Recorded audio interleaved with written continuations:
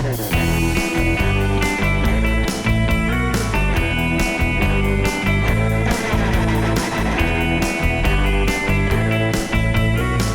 I'm very excited to introduce this next panel, who will be talking about how we are addressing those problems and hopefully how you could take those ideas back home. So Tracy will be moderating.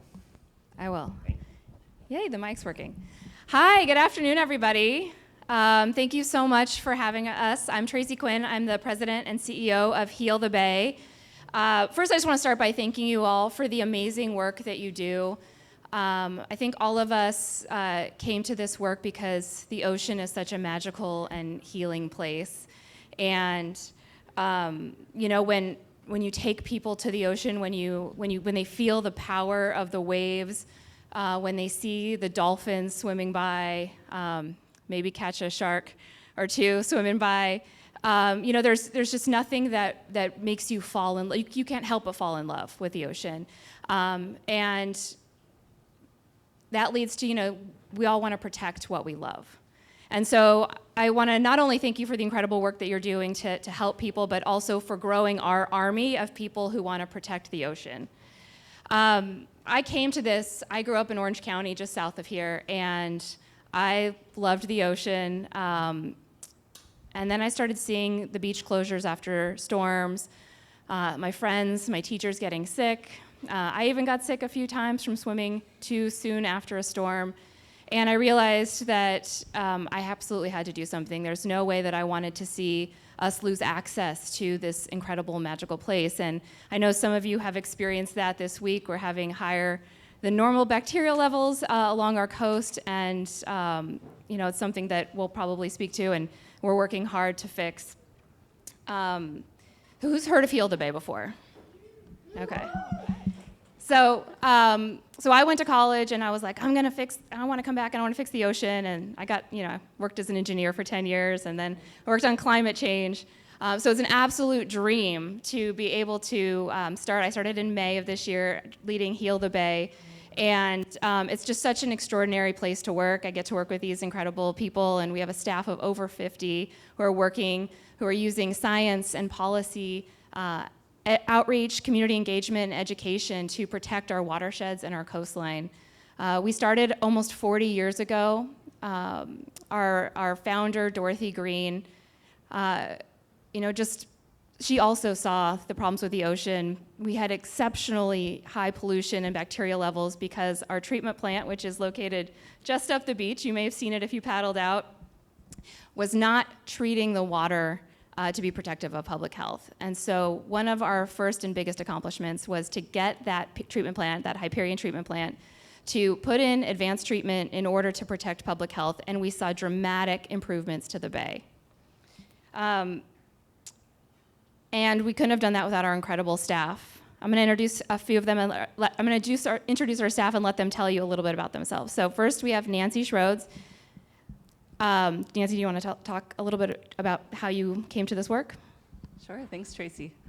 Thank you all so much for having us here today. My name is Nancy Schroeds, she, her pronouns, and I'm one of the senior watershed specialists at Heal the Bay. I am actually local to Manhattan Beach, go Mustangs.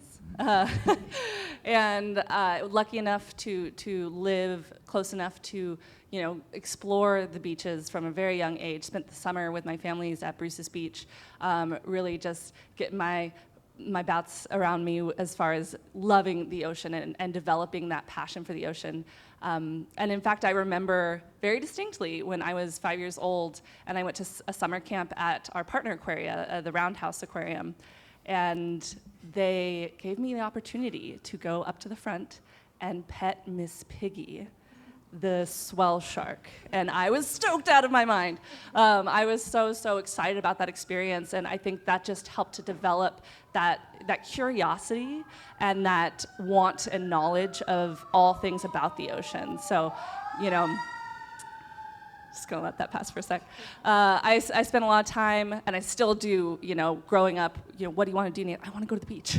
You know, let's hang. Okay, let's go to the beach. So whether that's body surfing, you know, supping, snorkeling, I even got dive certified as an adult, and it really continues to inspire me. So I think that thirst for knowledge fed into my my own passion with science. And so when I went to school, everyone was shocked I went to the East Coast, but clearly came back.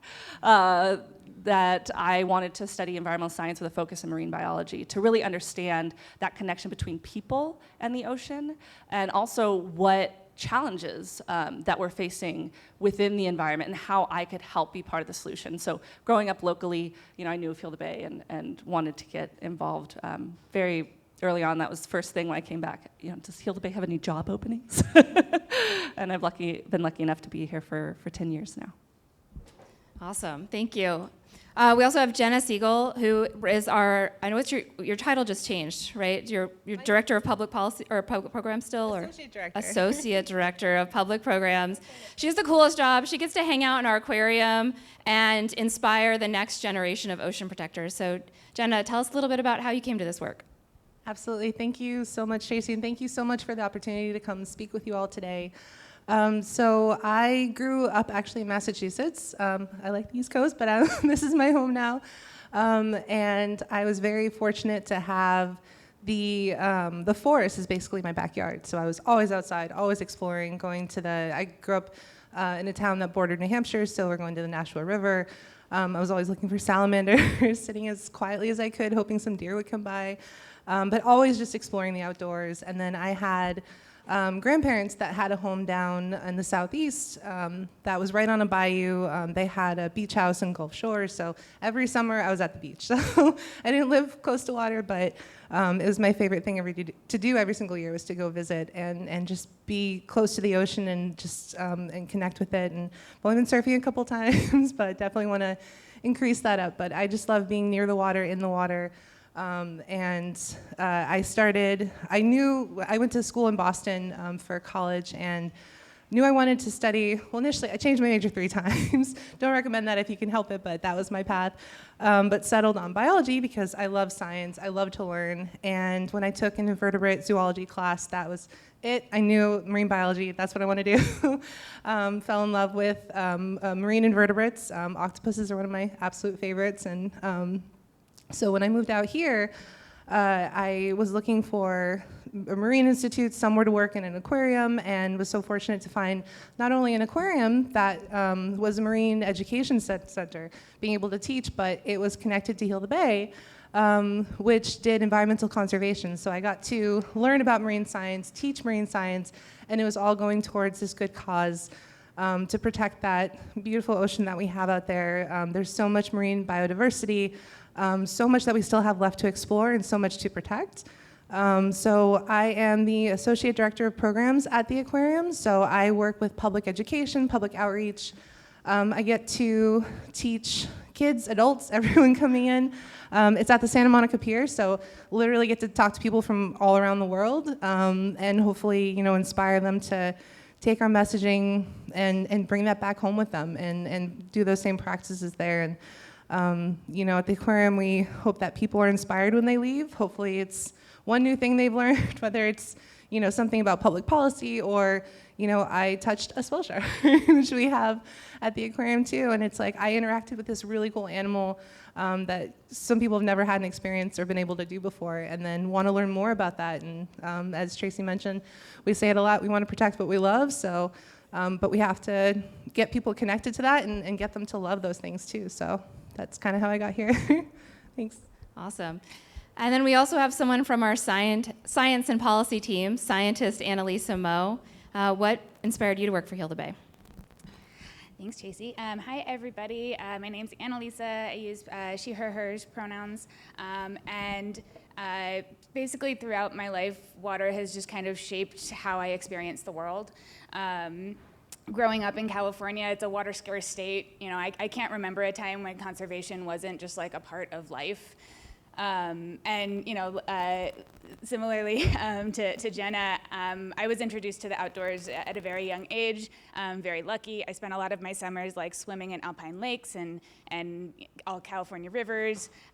So it just kind of was always around. And then as an adult, I found new ways to enjoy water. I'm not a surfer. I tried it once and like immediately fell off the board. But I am a canyoneer, which means that I hike in the mountains and find a waterway, and then I follow the water course down. It involves like rappelling off of waterfalls and wading and swimming through the water on the way down. And like Nancy, I also am a scuba diver. I got certified a number of years ago. So literally, like summit to sea, water is my world. It's my escape. It's kind of everything for me. So just kind of recognizing the fact that water is this thing that not only sustains me, but also like adds so much joy and peace and beauty to the way that I experience the world. I really wanted to be able to better understand it, first of all. So I studied geology. Part of that was hydrogeology, so how land and water interact. And that's really what brought me to the world of water. I started on the regulatory side, so with the California State Water Resources Control Board, and eventually found my way to more of the community interaction advocacy side with Heal the Bay. Been there about 5 years now, and like Tracy mentioned, I'm in the Science and Policy Department, so I'm really able to bring my love for water, but also then my experience together to be able to do some great work with this organization. Awesome. So the stuff that we do, a lot of what we do at Heal the Bay, you can do wherever you live. Whether you're here in Los Angeles, if you're anywhere else in California, wherever you are across the globe, the things that we're doing, you can do in your communities. So, Annalisa, I'd like to kick it off with you. You talked a little bit about Summit to Sea. Maybe you can talk a little bit about the work that you do to ensure we have clean clean oceans, and why Summit to Sea is so important. Absolutely. So I am a water quality scientist with Heal the Bay, and my focus is on stormwater. There's a couple of different sides to that. One thing is just recognizing what a wonderful thing rainwater and stormwater is. It's an incredible resource. It is a part of our world. But because of the way that we've treated stormwater, especially in heavily urbanized places like Los Angeles, where so much of our area is paved, stormwater ends up running over our streets, on our sidewalks and driveways, and picking up all of the pollution that's there. That includes, trash, oil, bacteria, like all sorts of contaminants.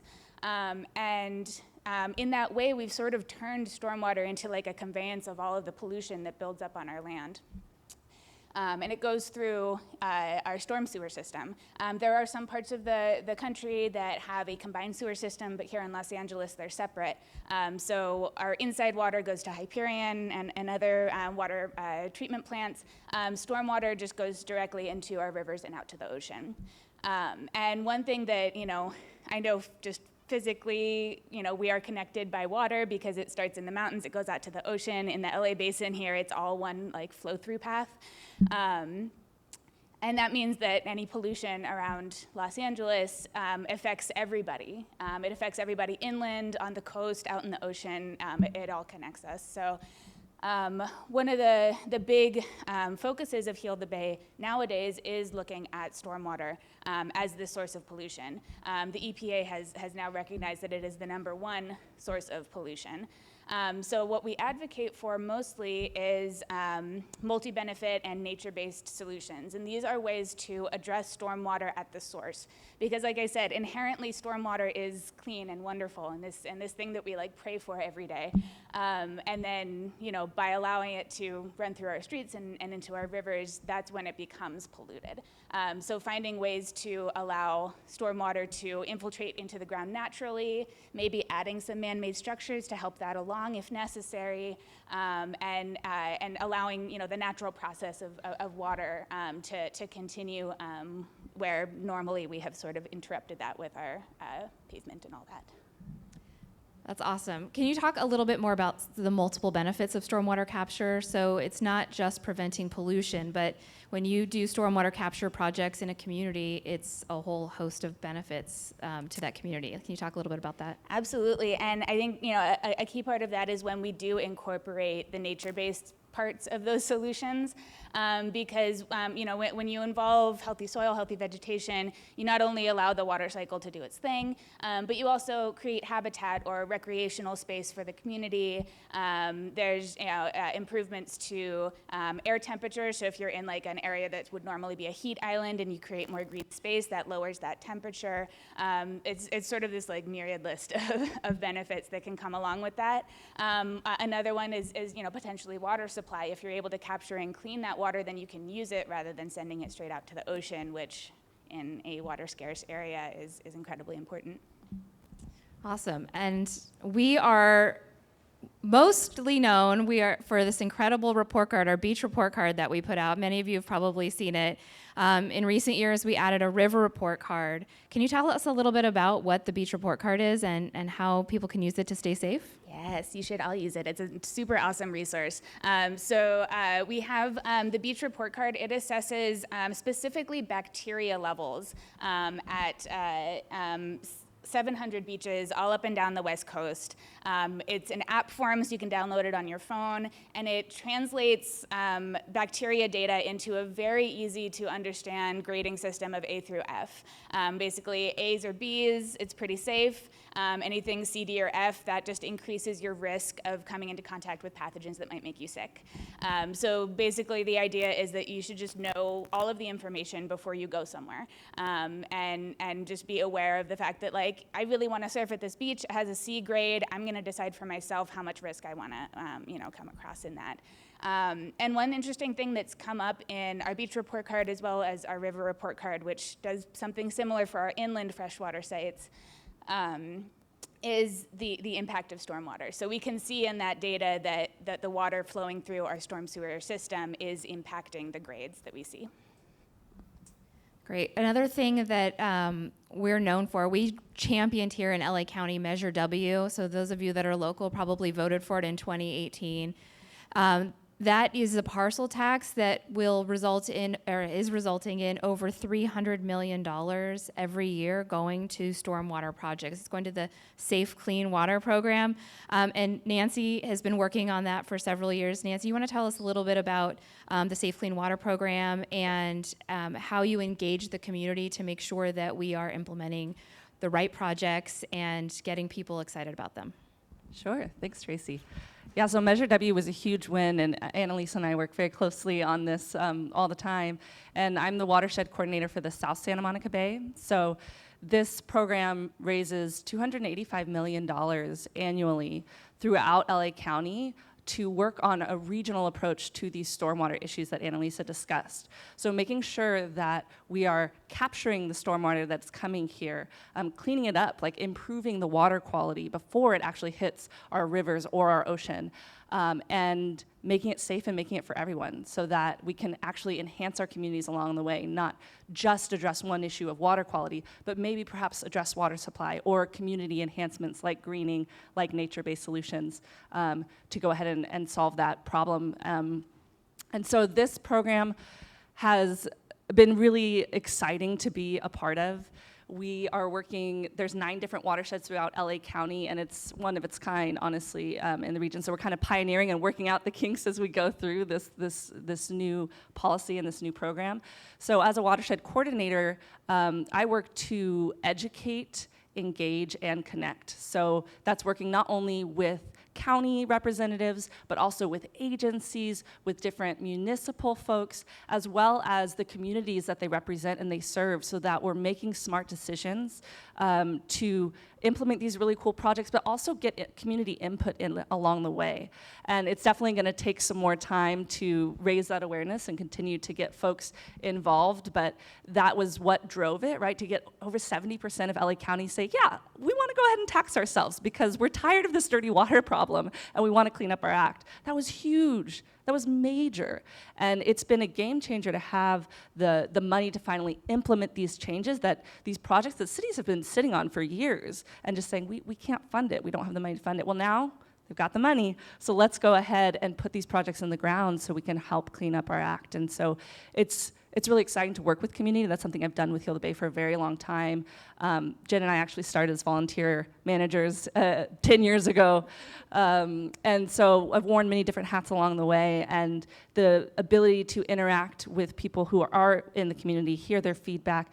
We have some free educational programs that we offer, like our Speakers Bureau program, where we actually go to the classroom, or we go to the Kiwanis Club, we go to that Girl Scout meeting, and teach folks about what's going on, and hopefully help inspire them.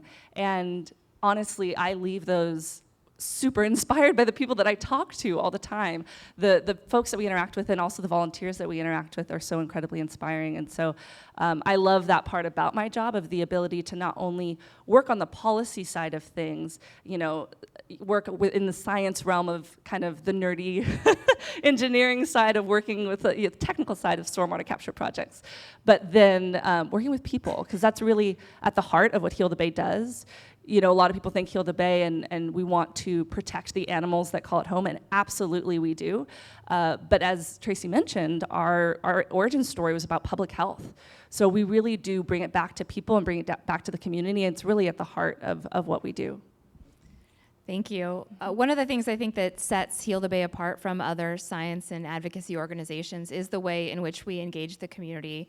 It's so important to, we can't do it alone. One of the things that we do is beach cleanups, and Nancy has been at Heal the Bay for so long. I think she's had almost every job that you can have at Heal the Bay.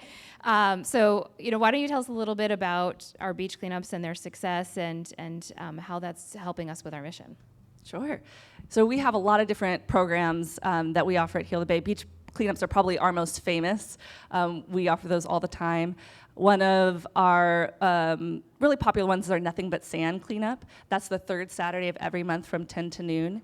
And we will get hundreds, and before COVID, we would get thousands of people out on the beach actually at one event to just collectively come together as a community and clean up that beach as that last line of defense before that trash becomes a problem of marine debris in the ocean. And so that's a really fun event to get involved in.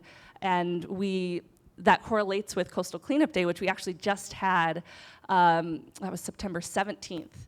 And it's international, all around the world. International Coastal Cleanup Day. It's organized by the Ocean Conservancy, but Heal the Bay is the coordinator for LA County. So we had, I think, 39 sites this year, and nearly 5,000 volunteers at all of those different locations cleaning up.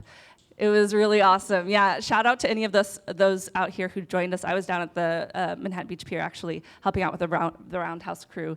And it's just really inspirational to see all those folks getting together collectively to take action, because we are passionate about protecting what we love, because we know how much the ocean means, not only to ourselves, like for me, it's my sanctuary, it's my happy place, but also the ecological importance of it, as far as its global contributions and everything all around the world. So our cleanup programs are really, really popular. We also have Adopt a Beach, where you can clean up a beach 3 times for the year and get a letter of certificate from the Coastal Commission for what you're doing.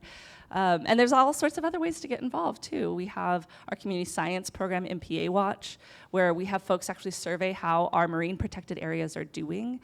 Those are the areas closed off from fishing so that they can hopefully recover. There's so many stressors that happen in the ocean, so if you can take away one thing, that they actually do bounce back. So seeing how those areas are being utilized and providing that data is incredibly important. And we do data collection at our cleanups as well, so we can come up with some policy solutions to what we are finding on the beach.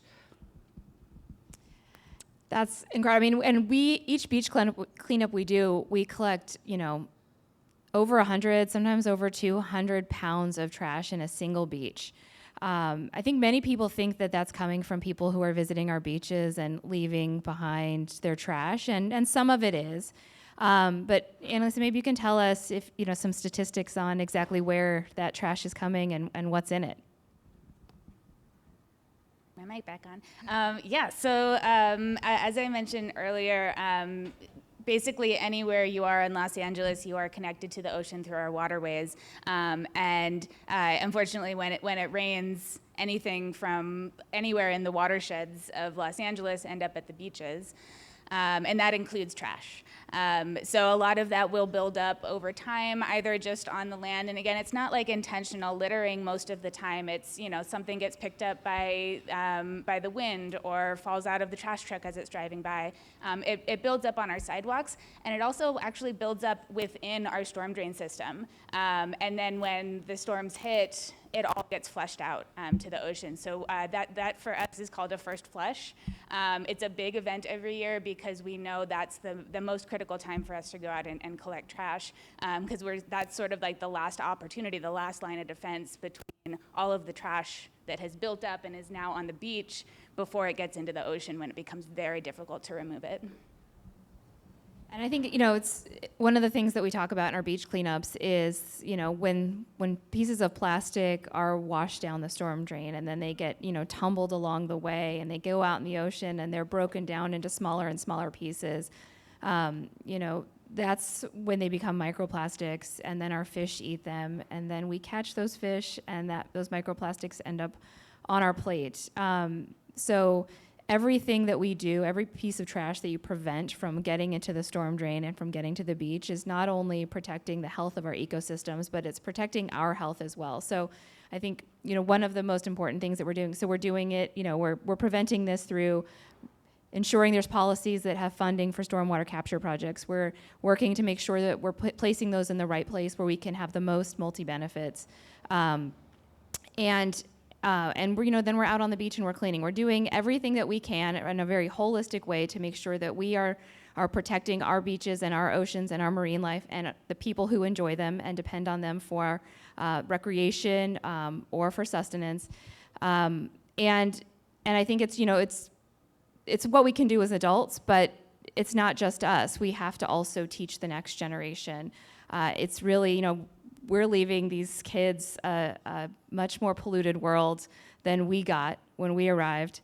And, we have to do everything we can to help them, but we also have to educate them so that they can fix what we've done to this poor planet. Jenna, maybe you can close us out with telling us a little bit about how you're inspiring the next generation. Thank you. Yes, I hope I am. The aquarium, we work with so many kids. As I mentioned, it's at the Santa Monica Pier, so we get people coming from all walks of life, from all parts of the world. And we have public operations where we're just generally open to the public for public hours. And with that, the ratio still holds true. It's about 2-to-1 adults to kids. So we see so many of them coming through, and then we do field trip programs where we have preschool through high school kids coming to the aquarium for more structured visits. And we have at least 60%, I think it's about 80% over the last year, of the field trips that come. They're Title I schools, so those are the underserved schools and underserved communities. And so some of these kids, some are coming from Palmdale, like really far, and some live, 10 miles inland, and they've never been to the beach before. They've never seen the ocean in person before. And so, as I think Tracy had mentioned, and we've mentioned, you can live far inland, never see the water, and not realize the impact that you're still having on it. My favorite thing, especially, is getting kids just to learn how to explore. Sometimes they come in and they're very apprehensive. We do have touch tanks with tide pool animals, smaller sharks, and so some kids are just very apprehensive about touching anything because it's a new experience for them. So one of the things I love to say is the best part about science: you use your eyes to learn, you can use your ears. Your nose, we're not going to taste, but there's so many different ways that you can engage with marine science. And I like to we have local species, so they're all animals that you find in Santa Monica Bay, so that when we're talking about policies that affect public health, these same issues are affecting the animals out there too. I like to call them our marine neighbors. So we're all a part of this community, including the animals that live out there. Ocean pollution and bacterial levels not only can make us sick if we get into it, and we've had staff at Heal the Bay. We know what we're doing. We know the water quality, and sometimes the surf is just too good. And I know some folks that still went out right after a rainstorm, said it was amazing, and then got very sick. So, that's still affecting the animals too. They can get skin lesions, the bacterial infections, liver damage, all the same things that are, again, impacting us, it impacts them too. And so I love, the field of conservation and trying to figure out how to fix this, not only prevent, you know, future pollution from getting in, but fixing what the damage we've already caused can be very, very daunting and very overwhelming. And so I like to break it down, especially to the kids. It's like, you're this new generation growing up. Like, we had to, when we used to go to the grocery store, and they used to tell us, like, oh, if you get the paper bags, it's worse for the environment, get the plastic ones. And so we're like, okay. So it was just a convenience thing. I never brought a bag around with me, never brought a water bottle, because there was just always, it's an option there, but it's single use, it's wasteful, and it has a huge impact on the animals out there. The pollution's one thing, but the trash, 90% of all the trash that gets picked up at our cleanups, it's plastic material, and animals ingest it, they get entangled in it. We like to tell kids, like, if you ate a piece of plastic, do you think you're gonna feel good? And they go, no. And we're like, well, do you think a turtle feels good? And they go, definitely not. So it's just making those connections for them and teaching them that, every small act that they do can lead to big change if we all collectively do it. So it's not like you're this one person taking on all of these problems. It's a whole community of people. And so that's the best part is, again, I've had people come, we had Coastal Cleanup Day going, and they're like, I'm from Brazil, I'm gonna bring this down there and start one down there too. So it's really inspiring to inspire others. And, if people walk out of the aquarium just touching a sea star for the first time, and it's just this incredible experience, and they wanna go to the tide pools, and then they go there and they go, oh, this is such a cool area, it's protected because of the MPA Act, and then they wanna, call their legislators, get more involved in public policy to protect more areas out there so that, everybody benefits, us and the animals that call it home too, so. Thank you. Maybe just one quick thing. What's the one quick tip you would leave with people or want people to leave with of the thing that they can do to make an impact to help keep our coastline clean? I'll start with you, Nancy. What's your one tip? My one tip is do what you can when you can. So there is a myriad of different things we can do to help out our ocean, and we hear about them all the time. I'm sure you're very familiar with them, but we only have so much time and energy we can devote to things, so really focusing on what is that new habit you can develop, what can you do, and then you can keep going from there. What you can when you can. Great. Jenna? Yeah, pretty much the same. There's always been that, idea of zero waste, which is a really great thing to aspire to, but from a lot of people, it's not very practical. So, it's like Nancy said, just any little change you can make. If you always have a single-use water bottle, get a reusable bottle, and take more action to keep it filled. If you use a hose on your driveway to clean it, use a broom and sweep it up instead of pushing all of that into the storm drain, which again gets down to the ocean. So it's any little action you can take, make it a habit. Good habits are definitely harder to make. Bad habits can be harder to break. So, it's little steps, but knowing that every little step is gonna make a big impact. Annalisa? Yeah, so I would encourage you all to start thinking of yourselves as water advocates. Heal the Bay is a very traditional advocacy group, but we work every day with people from academia and decision makers and artists and outdoor enthusiasts and all sorts of folks. And everybody has their piece of expertise that feeds very well into the world of advocacy. And it's not necessarily doing what we do and talking to representatives and all that kind of stuff. It definitely can be, but it's also just being here and having this conversation and talking to your friends. All of that is being an advocate for water. Like I said, Heal the Bay is a very traditional advocacy group, and we can sometimes help to bridge the gap, between academics and decision makers. So we have science-based policy, and then between that science-based policy and members of the public who have this intimate expertise on their community needs.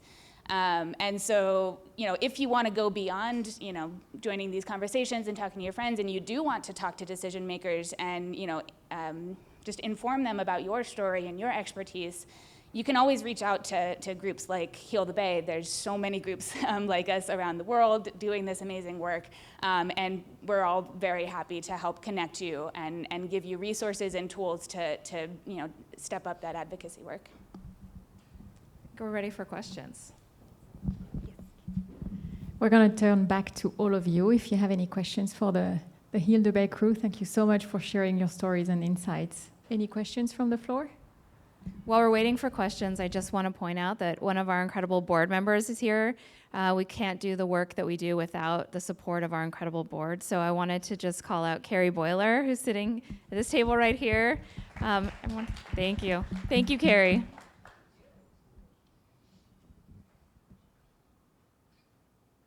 We've got questions in the app, but we're so lucky to have the members of Heal the Bay here. I just want to make sure everybody gets their chances to ask questions.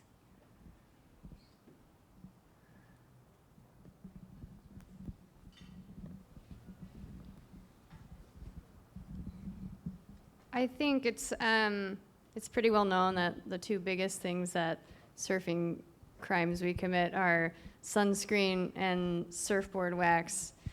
Do you guys have thoughts on how we could be better stewards with surfboard wax and things like that? I would recommend using Reef Safe sunblock. I don't know if anyone else on the panel has advice for wax alternatives or other actions you could take. I mean, that's a really good question. It's not something that we have worked on directly, but happy to take that back to the rest of our science team and see what they might recommend. Or maybe Annalisa has something. Yeah, so I'm not a surfer, so I'm not familiar with what's available in terms of the surf wax part of it. But yeah, for sunscreen, there's definitely the Reef Safe sunscreen options that don't have the certain chemicals that can be very harmful. I also think, again, like on the policy side with advocacy, there are places like Hawaii that have banned certain chemicals from being in sunscreens, and we can do something similar here with maybe how surf wax is made.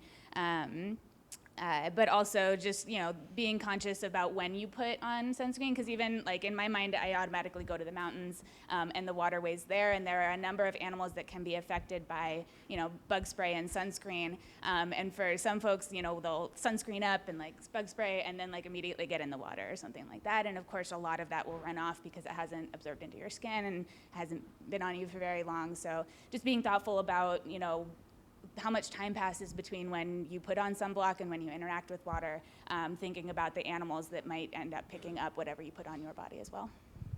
And then, I mean, you probably all know this, but, it's time to wean off the preen, I think, as Patagonia says. So when you're buying a new wetsuit, don't go for the neoprene. Try to get one that's made from Ulex, which is a much safer product.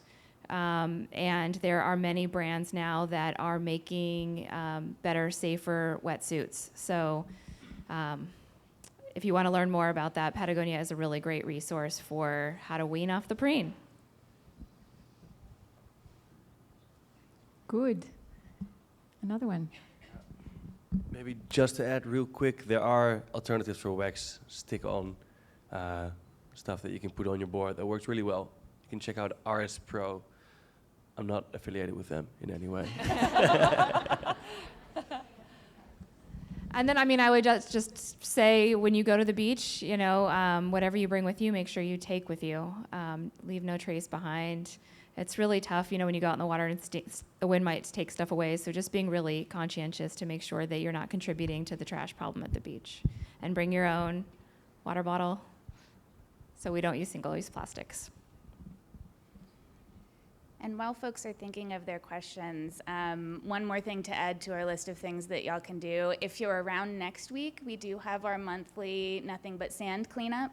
So that's where we're all going to get together and clean up trash off the beach. And this month in particular, we are celebrating recognizing the 50th anniversary of the Clean Water Act. The Santa Monica Bay is one of the water bodies in the U.S. that is listed as impaired for trash pollution. So the more that we can do to get that trash off the beach before it goes into the Santa Monica Bay, the better. And getting together all at once and celebrating that and cleaning up the trash is a pretty fun way to spend a Saturday. That'll be at Will Rogers starting at 10 a.m.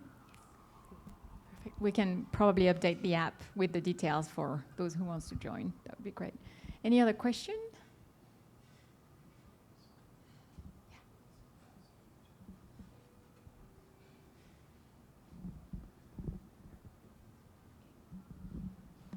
Just wondering, like the crossover with mental health and how much you do use the mental health aspect of water and the need to preserve it, not just the like for everybody's health, but the mental health of if you use it at all.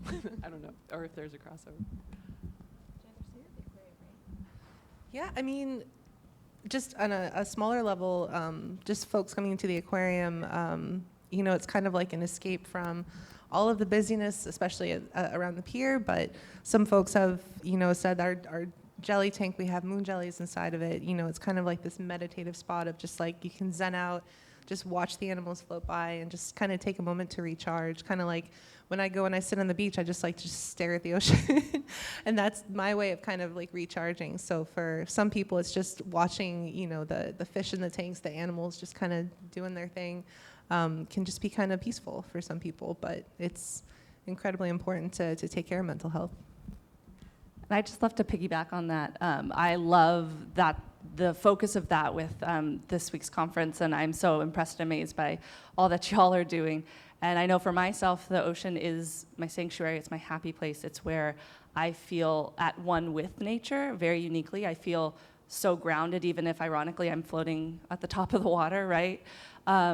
And I think it's so important to slow down and take those moments. And when we connect with community professionally, but also just personally, right, is having that one-on-one conversation of like, what does this mean to you? And that's when we give presentations, that's often how we kick them off of like, why is the ocean important? Or why is water important to you in your life? And trying to connect those dots of that's where the motivation comes from, right? Like ultimately, if it matters to you, then what we can do to help protect it will matter that much more. It brings that importance and that focus there. So I know for my own, you know, health hurdles that I've faced over the last few years, even just a walk along the beach with family or friends has meant the world. So I think just sharing those stories to connect to others so that we can collectively take action together is really important. And I think one of the cool things about Heal the Bay is, you know, we originated as an organization that is aiming to make the beach a safe place, make the oceans a safe place to, you know, to recharge and to recreate and to have fun and find joy. And we also do a lot of work to bring people together and to find that connection, to have, you know, people who are interested in doing environmental work, who care about the beach. You know, we provide opportunities to connect with other like-minded individuals, and I think that that's a really crucial thing that we do, and what makes us so unique is finding those opportunities to connect. I'll just add a couple of things, especially when we were working to pass Measure W, which is now the Safe Clean Water Program, and we were looking at like all of the potential multiple benefits of using nature-based solutions, and that can happen anywhere. You know, out in the ocean, it looks like a kelp forest. On the coast, it's a living shoreline. Inland, it might be a park where there's soil and vegetation that can absorb water. And you know, in each of those situations, you're creating space that can be a refuge for somebody. Mental health is actually something that pops up on the list of multiple benefits that nature-based solutions, you know, projects can provide. So that, you know, that does pop up on a regular basis. And then something that Nancy said reminded me of like my absolute favorite advocacy workshop that we did once, which was actually an artwork class where we would give people the prompt of like, what does the LA River mean to you, or what would you like to see the LA River to look like? And they would draw a picture, and that was their public comment. Like that's what they sent to decision makers. And it was like, I mean, I've seen artwork be a type of therapy, but then also connecting with water, which is a type of therapy. Like all of it coming together in once was just like the coolest thing I've ever seen. Thank you so much. We've just got to.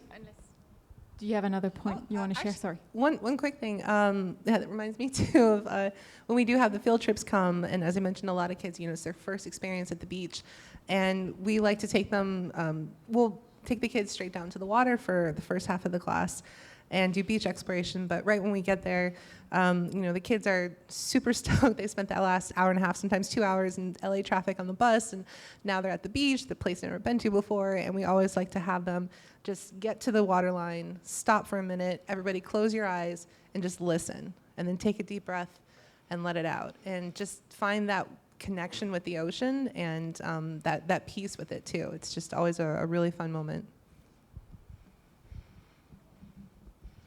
Awesome. Thank you so much.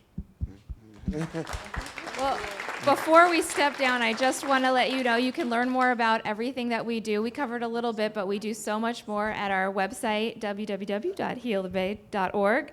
And I just want to leave you, you can do beach cleanups wherever you live. You can organize, you can get your friends out there, whether it's one person or people or 500. You're going to make an impact. Look at the things that you're finding. Look at the things that you're picking up, and educate. Tell your friend. Tell one person, and they can tell one person, and what people will understand that the impacts that they make, the trash, the thing that they throw out of their car, or the trash that doesn't quite make it in the trash can and falls to the side and they don't pick it up, that where it's going to end up and how it's going to impact life. So everyone can do something at home, and I would encourage you, you love the ocean, you live in it, you help people through their enjoyment of the ocean, and it's up to all of us to make a difference. So thank you for being our partners, thank you for building our army, and come join us, come learn more about Heal the Bay, and come out to our beach cleanups. Thanks.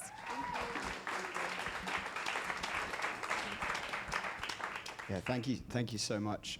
We're actually going to move right on into the final session today and our first keynote of the conference. And yeah, do you guys want to come up? It's my absolute pleasure to introduce our next guest. Just